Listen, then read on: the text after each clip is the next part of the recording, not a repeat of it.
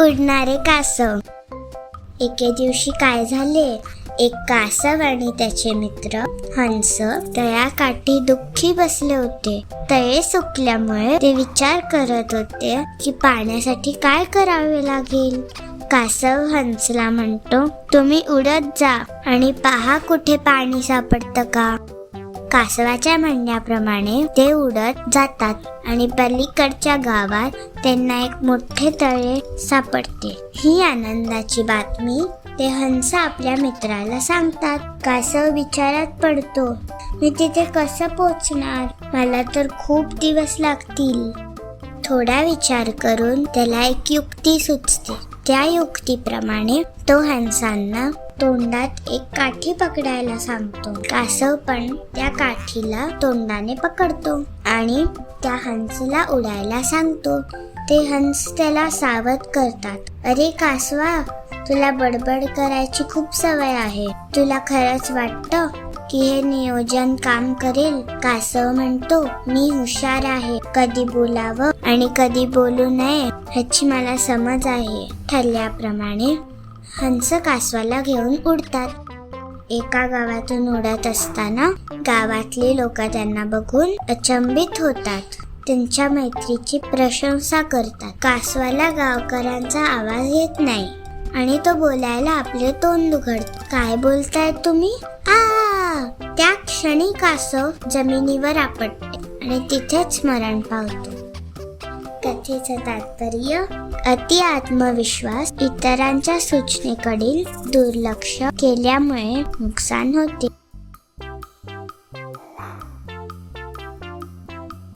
गाढवाला मिळाली शिक्षा. एका गावात एक व्यापारी राहत होता. त्याच्याकडे एक पाळलेले गाढव होते. तो गाढवाच्या पाठीवर रोज मिठाचे ओझे देत असे आणि मग बाजारात जाऊन विकत असे. बाजारात जाताना त्यांना एक ओढा पार करावा लागत असे. एक दिवस गाढवाचा पाय पाण्यात घसरतो आणि तो पाण्यात पडतो. त्याचा मालक उठविण्यास मदत करतो. ते दोघे पुन्हा चालू लागतात. थोडेसे मीठ पाण्यात विरघळल्यामुळे गाढवाला हलके वाटू लागते आणि तो खूप आनंदी होतो. आता दररोज गाढव त्याचा पाय मुद्दाम पाण्यात घसरवू लागला. गाढवाचे असे रोजचे खोटे नाटक पाहून त्याचा मालक गाढवाला धडा शिकवायचं ठरवतो. दुसऱ्या दिवशी व्यापारी गाढवाच्या पाठीवर कापसाचे ओझे ठेवतो. गाढव त्या दिवशी देखील मुद्दाम पाय घसरवतो आणि पाण्यात पडतो. गाढवाला उभे राहणे कठीण होते. कापसाने पाणी शोषून घेतल्यामुळे ओझे हलके होण्याऐवजी जड झालेले असते. अशा प्रकारे गाढवाला चांगली शिक्षा मिळते. कथेचा बोध, आपल्या कामाशी प्रामाणिकपणे राहावे. जादुई गाय. एका गावात राघव नावाचा एक गरीब शेतकरी राहत होता. त्याच्याकडे फारशी जमीन किंवा साधन नव्हती, पण तो कष्टाळू आणि प्रामाणिक होता. राघवची बायको आणि मुलं यांना तो कधीतरी खूप मेहनत करून एक वेळ जेवू घालायचा. एके दिवशी तो जंगलात लाकूड तोडायला गेला होता. काम करताना त्याला एका झुडपाजवळ एक चमत्कारिक गाय सापडली. गायीच्या शरीरावर पांढऱ्या आणि सोनेरी रंगाच्या सुंदर पट्ट्या होत्या. ती अतिशय शांत होती आणि राघवकडे प्रेमाने पाहत होती. राघवला वाटलं की गाय हरवली असावी. तो गायीच्या मालकाला शोधण्यासाठी आपल्या घराजवळ घेऊन येतो. परंतु रात्री राघवला स्वप्न पडतं. त्या स्वप्नात गाय म्हणाली, मी एक जादुई गाय आहे. तुझ्या प्रामाणिकपणामुळे मी तुझ्या मदतीला आली आहे.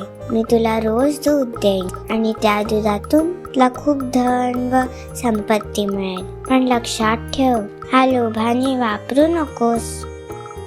राघवने दुसऱ्या दिवशी गाईचं दूध काढलं आणि बाजारात विकायला नेलं.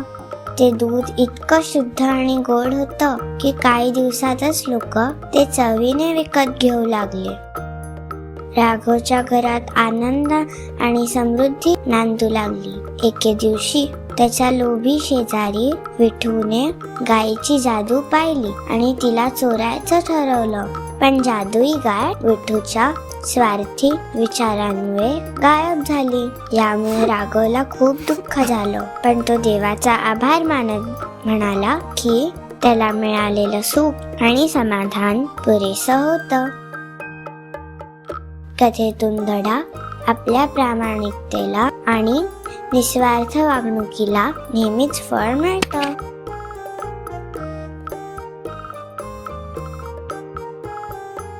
स्वातंत्र्याचे महत्त्व. एका जंगलात एक कुत्रा आणि एक लांडगा राहत होते. ते दोघं जिवलग मित्र होते. एके दिवशी राजाचा सेवक जंगलातून जात होता. त्याला कुत्रा आवडला आणि म्हणून त्याने त्या कुत्र्याला पकडले आणि महालात नेले.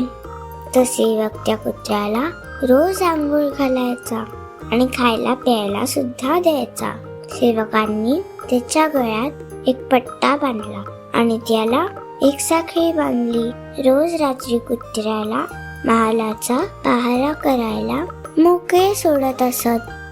एके दिवशी संधी मिळताच कुत्रा लांडग्याला भेटायला गेला. लांडगा त्याला पाहून खुश झाला. तू तर चांगलाच दष्टपुष्ट झाला आहेस, लांडगा म्हणाला. लांडग्याची अवस्था मात्र वाईट होती. त्याला कधी शिकार मिळाली तर कधी नाही मिळाली. त्याला उपाशी देखील राहावे लागत असे. कुत्रा म्हणतो, तू माझ्याबरोबर महालात चल, तिथे तुला खायला मिळेल आणि कामदाम सुद्धा नाही. शिवाय आपली काळजी घेण्यासाठी तिथे खूप सेवक आहेत. लांडगा तयार होतो, पण अचानक त्याची नजर कुत्र्याच्या गळ्यात बांधलेल्या पट्ट्यावर जाते. तिथे एक जखम झालेली दिसते. मित्रा, तुझ्या मानेवर हे काय झालं आहे? लांडगा विचारतो. कुत्रा म्हणतो, तसं काही खास नाही. दिवसा मला साखळीने बांधून ठेवतात, त्यामुळे मानेवर पट्टा थोडासा घासला जातो, एवढेच. लांडगा विचार करतो आणि म्हणतो, आता तू गुलाम झाला आहेस. महालात तू खूप सुखी असशील, पण तुझे स्वातंत्र्य नष्ट झाले आहे. मी एक वेळ उपाशी राहील, पण गळ्यात अशी साखळी बांधून घेणे मला अजिबात मानवणार नाही. थोड्याशा सुखासाठी मी गुलाम तर होणार नाहीच. चल, मी निघतो. अच्छा, असं म्हणून तो जंगलात निघून गेला. मिडास राजाची गोष्ट. दूर देशी मिडास नावाचा राजा राहायचा. त्याच्याजवळ खूप संपत्ती होती. त्याच्या राज्यात सगळे सुखाने राहायचे, तरीही तो सदा दुःखी असायचा. त्याला आणखीन सोन्याची अपेक्षा असायची. एके दिवशी मिडासच्या बागेत देव प्रकट होतात. त्याला म्हणतात, तू एवढा दुःखी का आहेस? मिडास हात जोडून म्हणतो, मला सोनं आवडतं. माझी अशी इच्छा आहे की माझ्या आजूबाजूला सोनाच सोनं असावं. देव म्हणतात, तुझी इच्छा मी लगेच पूर्ण करतो. तू ज्याला पण हात लावशील ते सोनं होईल. तथास्तु. मिडास राजा त्याच्या गुलाबाच्या झाडाला हात लावतो. गुलाब लगेच सोन्यामध्ये बदलते. तो आनंदी होतो आणि अख्खी बाग सोन्याची करतो. काही वेळाने त्याच्या जेवणाची वेळ होते आणि तो जेवायला बसतो. पोळीचा तुकडा तोडायला हात लावतो तर पोळी सोन्याची होऊन जाते. थाळीतील सर्व अन्न सोन्याचे होते. तो चिडतो, वैतागतो, पण त्याला जेवता काही येत नाही. त्याची अशी अवस्था बघून त्याची मुलगी त्याला मिठी मारायला येते. मिडास त्याच्या मुलीला हात लावतो. त्या क्षणात ती सोन्याची होते. मिडास जोर जोरात रडायला लागतो. हे मी काय केलं? मी एवढा लोभी कसा झालो? अचानक देव तिथे प्रकट होतात. अरे राजा, तू रडत का आहेस? तुझ्या चारी बाजूला सोनं आहे ना? तू तर खूप खुश पाहिजेस. तुझी इच्छा पूर्ण झाली आहे. मिडास देवाच्या पाया पडतो. नको मला सोनं, मी लोभी झालो. माझी मुलगी माझी संपत्ती आहे. कृपा करून हा वरदान तुम्ही परत घ्या आणि माझ्या मुलीला परत जिवंत करा. देव म्हणतात, तथास्तु.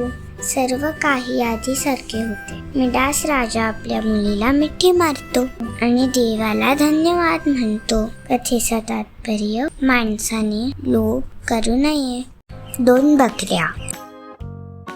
एका गावात 2 बकऱ्या राहत होत्या. एकाचा रंग असतो काळा, दुसऱ्याचा असतो तपकिरी. एके दिवशी झाडाच्या पुलाच्या मध्यभागी दोघांची भेट होते.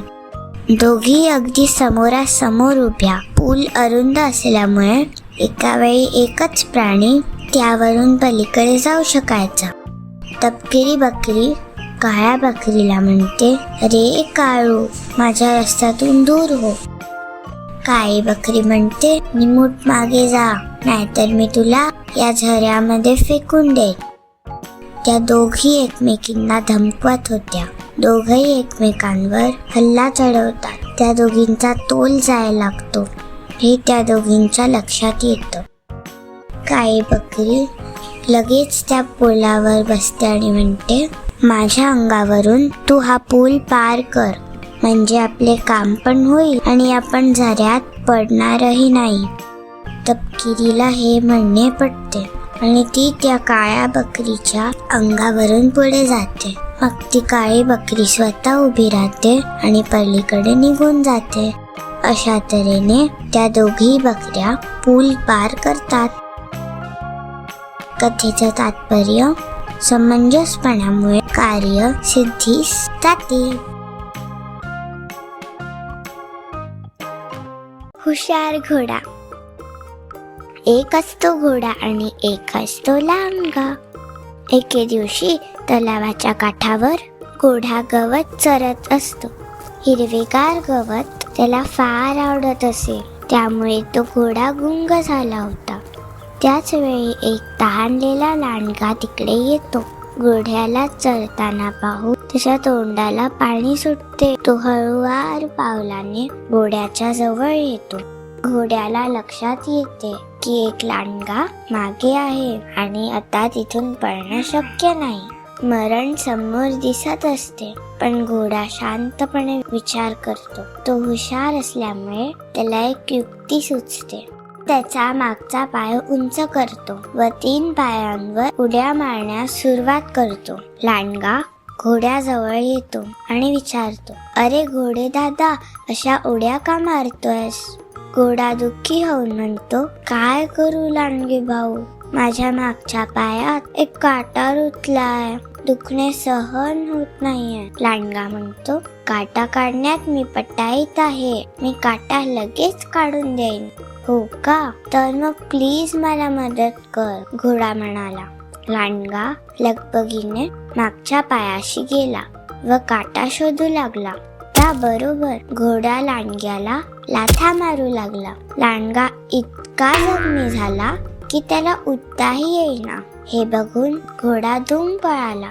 खबडक खबडक. अशा प्रकारे घोड्याने आपल्या अक्कल हुशारीने आपला जीव वाचवला.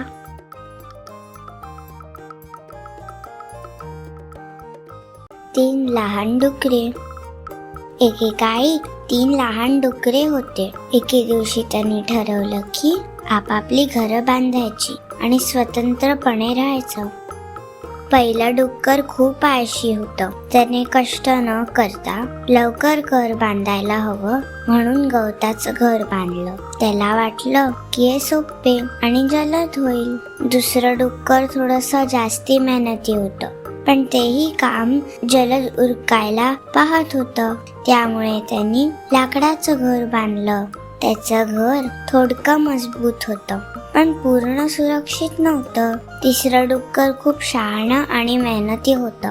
त्याने खूप मेहनत घेऊन विटा आणि सिमेंटचं मजबूत घर बांधलं. त्याला माहित होतं की कठीण प्रसंग आल्यावर ते घरच सुरक्षित असेल. एक दिवस भयंकर लांडगा त्यांच्या गावात आला. त्याने पहिल्या डुकराच्या गवताच्या घराला फुंकर मारली आणि घर लगेच कोसळलं. भयभीत झालेलं पहिलं डुक्कर दुसऱ्या डुकराच्या घरात धावत गेलं. लांडग्याने दुसऱ्या डुकराचं लाकडी घर बघितलं आणि त्यावरही जोरदार फुंकर मारले. काही वेळातच लाकडाचं घरही जमिनीत कोसळलं. दोघंही डुक्कर घाबरून तिसऱ्या डुकराकडे पळाले. लांडग्याने तिसऱ्या डुकराच्या विटांच्या घरावर जोर लावून फुंकर मारली, पण त्याला ते कोसळवता आलं नाही. तो खूप प्रयत्न करत राहिला, पण घर ठाम होतं. शेवटी लांडगा कंटाळून पळून गेला. कथेचं बोध कष्ट, शहाणपणा आणि धैर्याने संकटावर मात करता येते.